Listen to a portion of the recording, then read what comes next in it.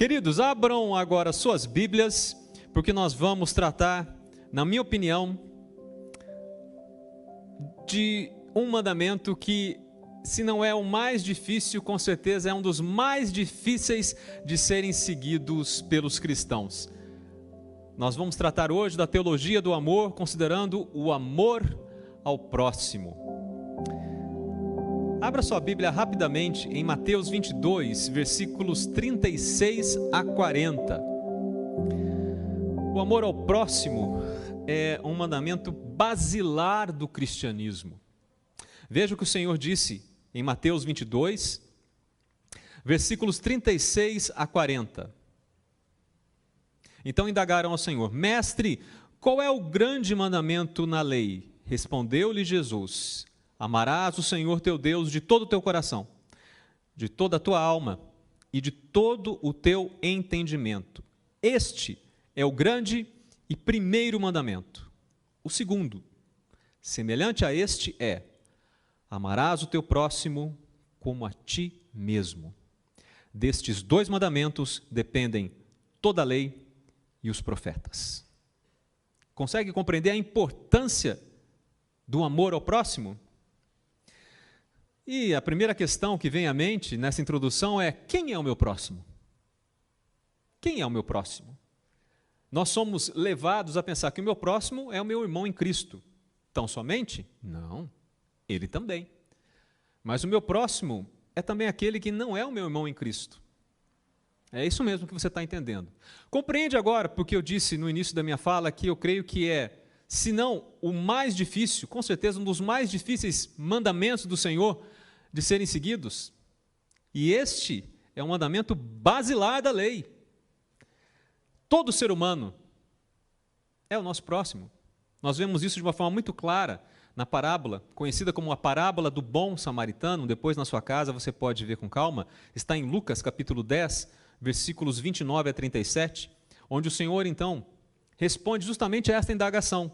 Perguntaram a ele: quem é o meu próximo? Então ele vem e, por meio de uma parábola, mostra para aquelas pessoas, no caso os judeus, quem nós deveríamos considerar como sendo nossos próximos.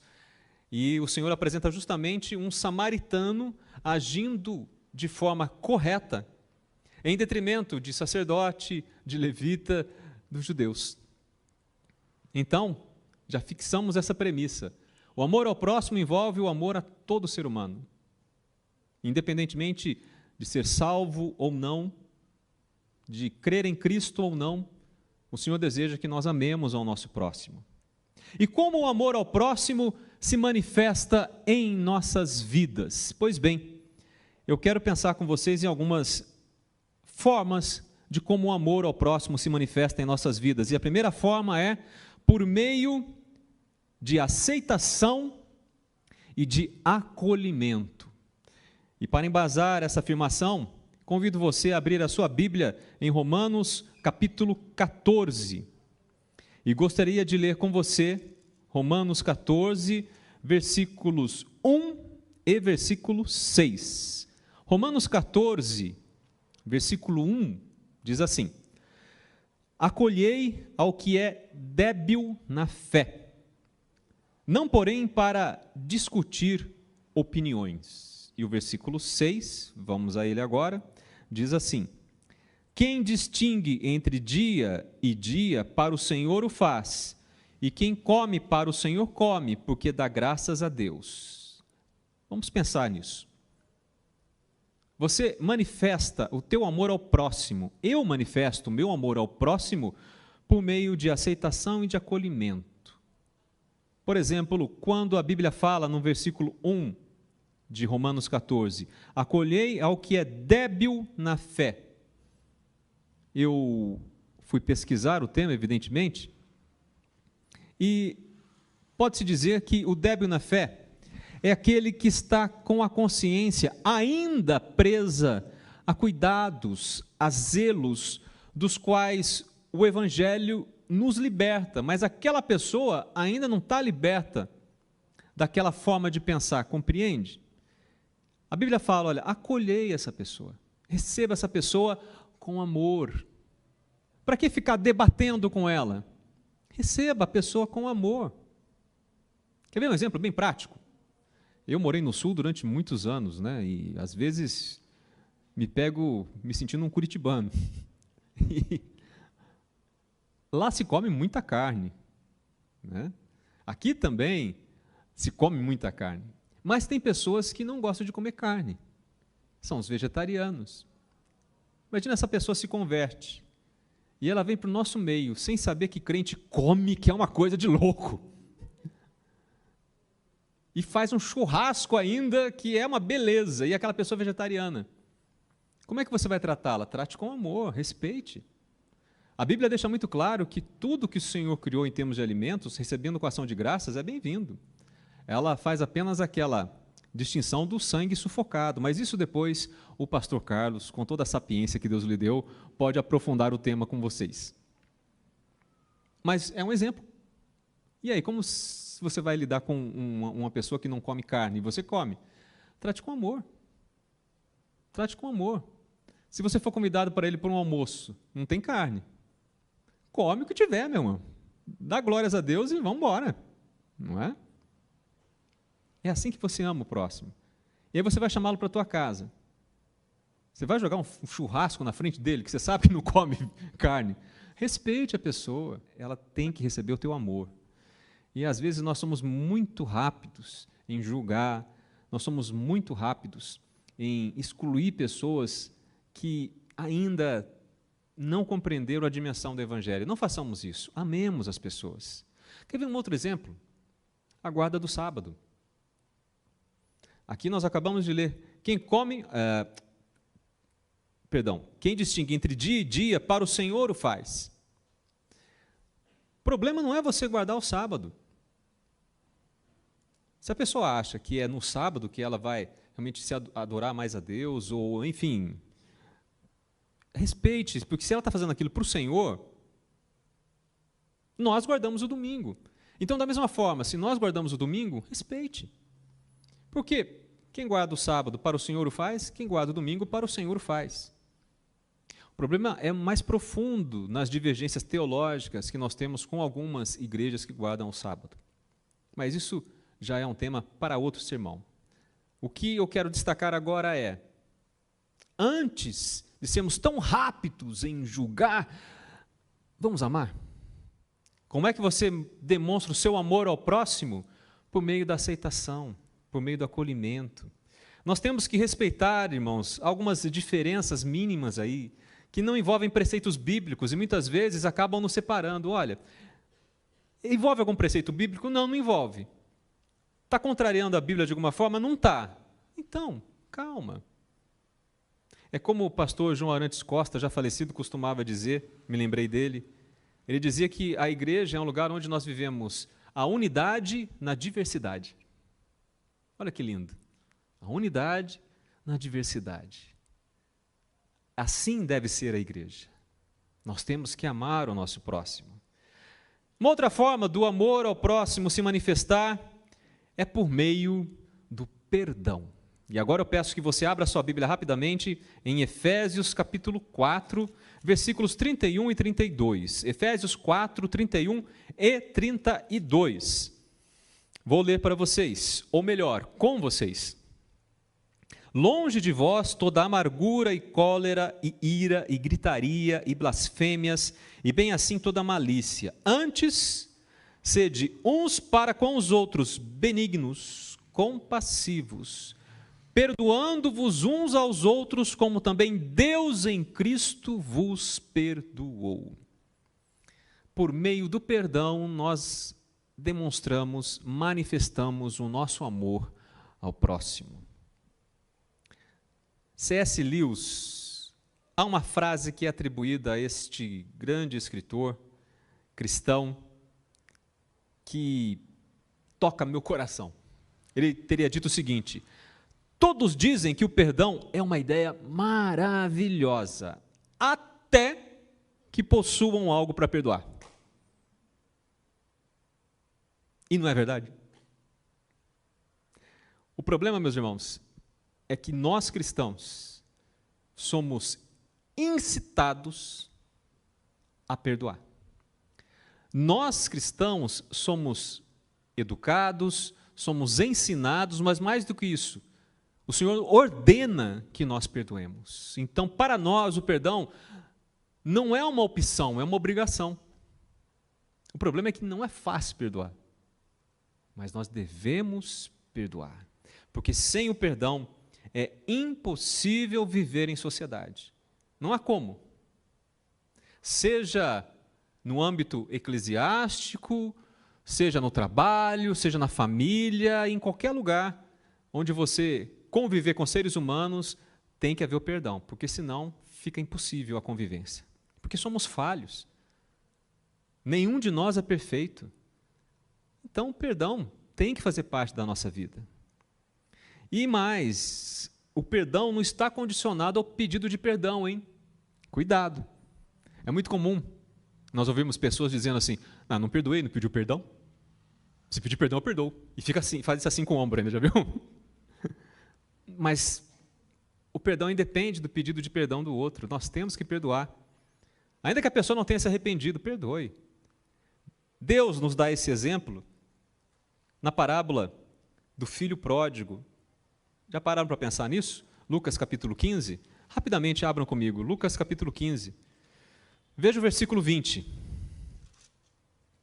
Lucas 15, versículo 20. E, levantando-se, aqui o filho, né? Foi para seu pai. O filho pródigo, então, voltando para o seu pai. Vinha ele ainda longe quando o seu pai o avistou, e compadecido dele, correndo, o abraçou e o beijou.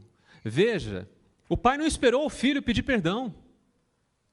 O pai nem sabia, na parábola, o que o filho iria dizer, mas ele tomou a iniciativa, correu até o filho, o abraçou e o beijou. Ou seja, ele perdoou o filho antes mesmo que o filho pedisse perdão a ele. Queridos, o perdão deve ser concedido mesmo que não aconteça o pedido de perdão. Perdoe.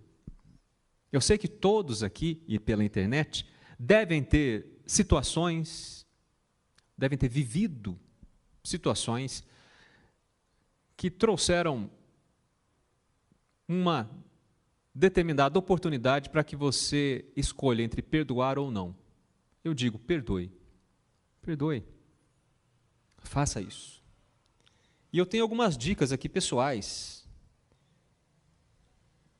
para conseguir perdoar. E vou compartilhar com vocês. Eu louvo a Deus pela tecnologia que nós temos hoje em dia, pela tecnologia que o Senhor tem permitido que eu utilize para a glória dEle, para o meu crescimento pessoal. Existe um aplicativo para celulares, eu acho que para tablets de uma maneira geral, chama-se YouVersion. É um aplicativo onde você tem a Bíblia online. Então você, e até offline, você também consegue acessar a Bíblia, mesmo sem sinal de internet. E ele tem planos bíblicos muito bons mesmo. Vale a pena você pesquisar.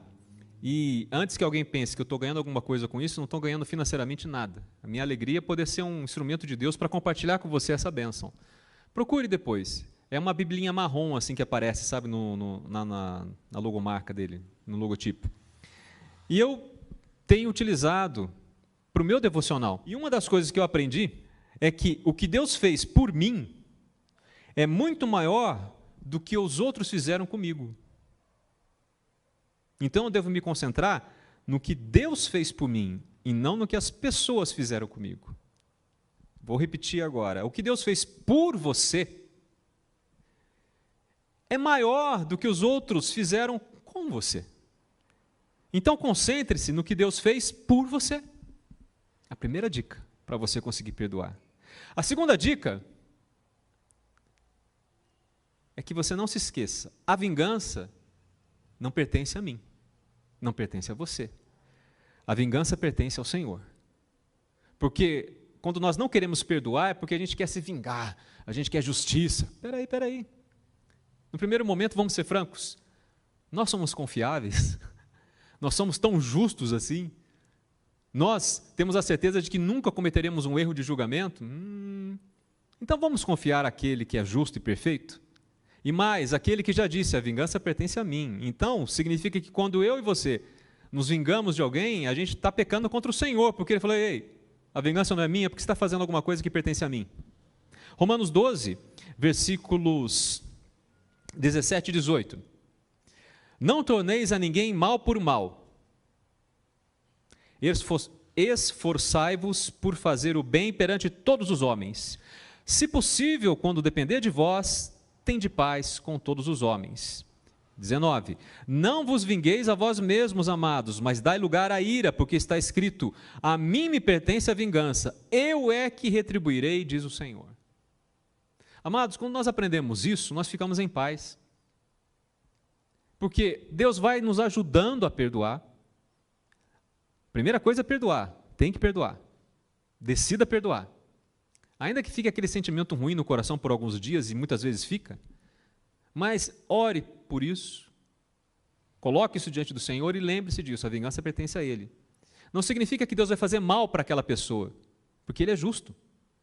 Significa que Ele vai dar um julgamento perfeito.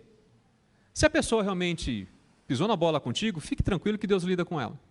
Mas se de repente não foi aquilo que você entendeu, Deus não vai cometer nenhuma injustiça contra aquela pessoa, porque nele não há injustiça. Está compreendendo?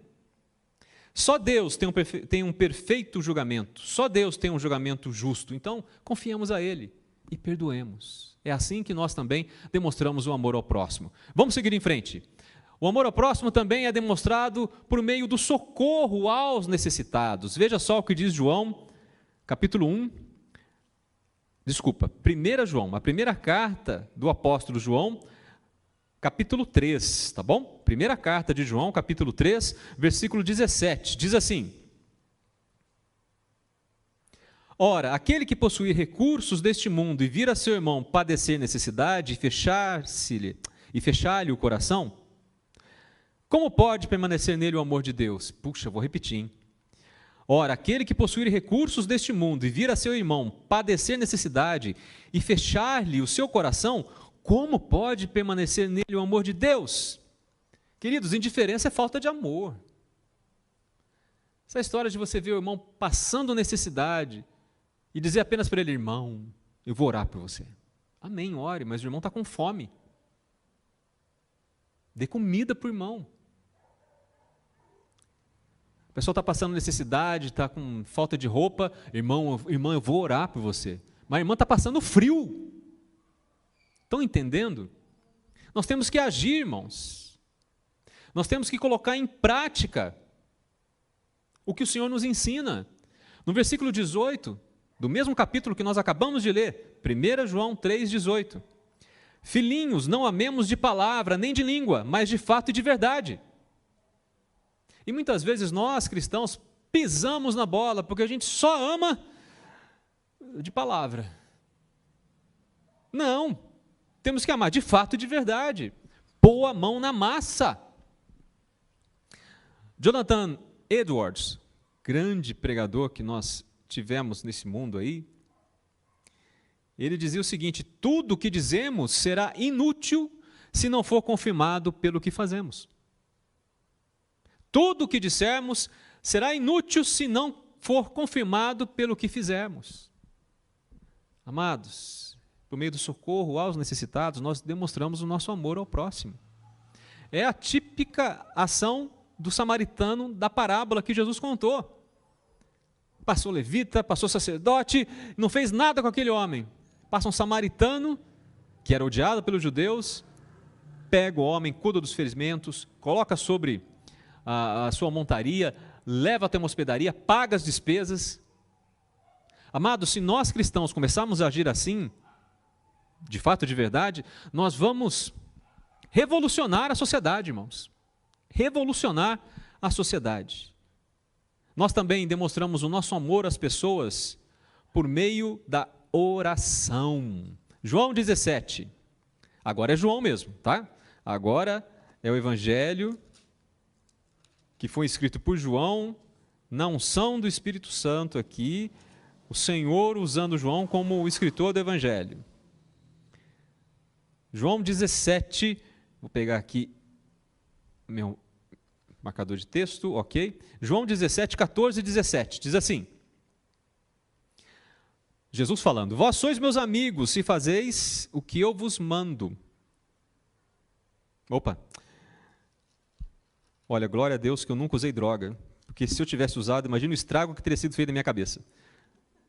João 17, agora nós vamos para o versículo 14. Eu lhes tenho dado a tua palavra, e o mundo os odiou, porque eles não são do mundo, como também eu não sou. Não peço que os tires do mundo, e sim que os guardes do mal. Eles não são do mundo, como também eu não sou. Santifica-os na verdade, a tua palavra é a verdade. O que Jesus está fazendo aqui? Ele está intercedendo por nós, perante o Pai, dando o exemplo para a gente. Já disseram, certa vez, que orar por alguém é dizer eu te amo em silêncio. Não é lindo isso? Orar por alguém é dizer em silêncio, eu te amo. Eu me preocupo com a tua vida, eu estou orando por você. É assim que nós demonstramos o nosso amor ao próximo, também orando. Em João 13, versículo 1, Jesus disse, está escrito, tendo amado os seus que estavam no mundo, amou-os até o fim. João, se referindo aqui ao Senhor Jesus Cristo. João capítulo 13, versículo 1. Ora, antes da festa da Páscoa, sabendo Jesus que era chegada a sua hora de passar deste mundo para o Pai, tendo amado os seus que estavam no mundo, amou-os até o fim. A gente tem que continuar orando por aqueles que precisam das nossas orações, mostrando assim o nosso amor a eles. Orar sempre. A oração é parte da nossa vida cristã desse lado do céu, irmãos. Nós temos que amar. Quando oramos por alguém, você sabe que a gente deixa de pensar em nós mesmos, né? Isso é muito bom, porque faz com que a gente abandone o egoísmo. Quando a gente passa a pensar na preocupação e na vida do outro irmão e começa a interceder por ele. E mesmo, como eu disse no início, que não seja nosso irmão em Cristo, é o nosso próximo. Vamos orar, clamar pela graça e misericórdia de Deus sobre aquela vida. Nós também demonstramos o nosso amor ao próximo, penúltimo ponto, por meio da humildade, a famosa humildade. Veja só, Filipenses capítulo 2, versículos 3 e 4. Filipenses capítulo 2, versículos 3 e 4. Nada façais por partidarismo ou vanglória, mas por humildade, considerando cada um os outros superiores a si mesmo. Não tenha cada um em vista o que é propriamente seu, mas também cada qual o que é dos outros. Você vê que o problema do orgulho é algo antigo na sociedade, é algo antigo na igreja. Já no primeiro século, olha, temos aqui Paulo escrevendo, inspirado pelo Espírito Santo aos Filipenses, dizendo, gente, não façam nada por partidarismo, por vanglória, façam por humildade, considerem cada um os outros superiores a si mesmo, não tenham em vista somente o que é seu, mas também o que é dos outros. A gente tem que lutar, amados, para sermos realmente humildes. De novo, não parafraseando o versículo que nós lemos, não de palavra e de língua, mas de fato e de verdade, viver a palavra de Deus. Porque o orgulho, por natureza, ele é competitivo, né? Não tem como uma pessoa orgulhosa não ser competitiva. E ele promove, por isso, conflitos em lugar de harmonia. Já a humildade, ao contrário. A humildade aceita servir. A humildade faz com que você se preocupe com as necessidades e os interesses dos outros. E lembre-se do que nós lemos em 1 Coríntios capítulo 13. 1 Coríntios capítulo 13, versículo 4. O amor não se ufana, ou seja, ele não se vangloria, ele não se sente orgulhoso. Você ama? Se você realmente ama, a humildade faz parte da tua vida. Porque o amor não se ufana. Então, se nós amamos o nosso próximo, nós demonstramos isso por meio da nossa humildade. Eu me lembro, eu já tive muitas viagens abençoadas por Deus. Deus tem me dado muitas experiências nesses 50 anos de vida. E eu me lembro uma vez, eu viajei muito, também atendendo a eventos, reuniões da Adonep. Associação dos Homens de Negócio do Evangelho Pleno. Não sei se o pastor Carlos chegou aí a alguma reunião deles. Foi um trabalho muito, muito legal que eles fizeram e eu tive o prazer de muitas vezes estar com eles. Basicamente eram empresários, homens e mulheres de grande poder aquisitivo, mas que servem a Jesus Cristo e que se reuniam no intuito de promover o Evangelho. E eu me lembro que certa vez, se não me falha a memória, foi em Belo Horizonte, eu estava com um irmão que fazia parte da Donep e creio que eu fiquei hospedado na casa dele, eu fui para um culto na casa dele e não tenho agora os detalhes na minha mente, já faz muitos anos, mas o que me marcou, ele tinha um hotel. E foi interessante ver ele me levando ao hotel dele. E ele conversando comigo, dizendo, então, aqui o hotel, olha, ele é 3 estrelas. Daria até para ser 4, mas a gente deixa 3 estrelas por uma estratégia, porque assim é mais fácil fechar negócios com as empresas, porque as empresas têm dificuldade em fechar com hotéis 4, 5 estrelas, então fechando um hotel de 3 estrelas aqui, fica mais fácil. E conversando comigo, olha, como se ele estivesse mostrando uma casa dele, era um hotel, um belíssimo de um hotel, uma coisa assim fantástica. E ele com aquela humildade, uma humildade, irmãos, tremenda. Falei, que coisa espantosa. Sabe por que ele era assim? Porque ele é cristão. Porque o amor de Deus está no coração dele, porque ele ama o próximo. Eu não posso deixar de citar aqui um grande amigo meu, Gamaliel Semiscafe, desembargador do Tribunal de Justiça do Estado do Paraná. Quando você conversa com aquele homem, sem você saber a autoridade que ele é, já concorreu até a vaga de ministro do STJ, você não vai acreditar. A humildade daquele homem, a simplicidade daquele homem. Um homem que tem um conhecimento tremendo jurídico, e não só jurídico, musical também. E que humildade, gente. Senta, conversa. Ele vai tocar com você aqui, se alguém é músico, senta ao lado dele, com uma maior tranquilidade. Sabe por que ele faz isso? Porque ele é cristão. Porque ele ama o próximo. A humildade tem que fazer parte da nossa vida, amados. E nós demonstramos o nosso amor ao próximo por meio da humildade. E por último, sabe como você demonstra o seu amor ao próximo? Por meio do respeito.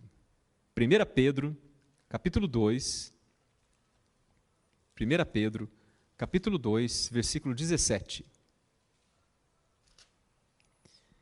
Tratai todos com honra, amai os irmãos, temei a Deus, honrai o rei. Respeito. A ideia é, quem ama o próximo se humilha, mas não humilha ao próximo. Compreende o que eu estou dizendo? Respeito. Infelizmente, na sociedade atual, parece que algumas palavras sumiram do vocabulário das pessoas. Senhor, senhora, por favor, com licença, obrigado. Eu assisti um trecho da CPI, chamada CPI da Covid, e infelizmente eu assisti ontem. Um absurdo que fizeram com aquela doutora. Que falta de respeito. Não me interessa agora lado político, ideologia política, eu estou falando de respeito ao ser humano. O que é aquilo? E pensar que aquelas pessoas são autoridades no nosso país, onde nós deveríamos ver uma compostura, uma urbanidade exemplar. Esse é um reflexo da nossa sociedade, de como ela está corrompida, e quando eu digo corrompida é pelo pecado agora. Mas a igreja não. A igreja é formada por pecadores salvos por Jesus Cristo, que estão sendo transformados e santificados dia a dia à sua imagem e semelhança. Então nós temos que demonstrar o nosso amor ao próximo também pelo nosso respeito ao próximo. Respeito, amados. Respeito. E eu termino perguntando, você tem amado ao próximo? Não, responda a mim. Não sou o seu inquisidor, nem o seu julgador. Responda a si mesmo e principalmente ao Senhor. Mateus 22, 36 a 40, novamente eu vou ler para vocês. Mestre, qual é o grande mandamento na lei? Respondeu-lhe Jesus: amarás o Senhor teu Deus de todo o teu coração, de toda a tua alma e de todo o teu entendimento. Este é o grande primeiro mandamento. O segundo semelhante a este é: amarás o teu próximo como a ti mesmo. Destes 2 mandamentos dependem toda a lei e os profetas. Amém.